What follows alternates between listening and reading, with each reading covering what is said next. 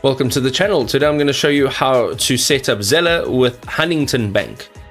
Okay, so the first thing we need to do is download the Huntington mobile app. So get started by downloading the app from your App Store, Google Play Store, and open it up and log into your account. Now you will see a pay and transfer tab. Go ahead and tap on this. It'll be at the bottom of your screen and select payments from the menu options. Now begin your Zelle enrollment. So look for the Zelle option and tap on enroll to initiate the setup process.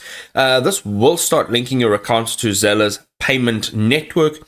You now need to add your contact information, so choose how you want to be identified on Zelle by entering either your email address, your US mobile number, and this is how others will actually send you money. So make sure that the information is correct.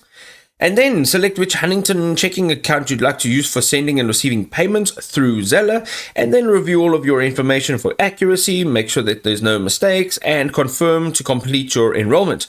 You're now ready to use Zelle with Huntington Bank.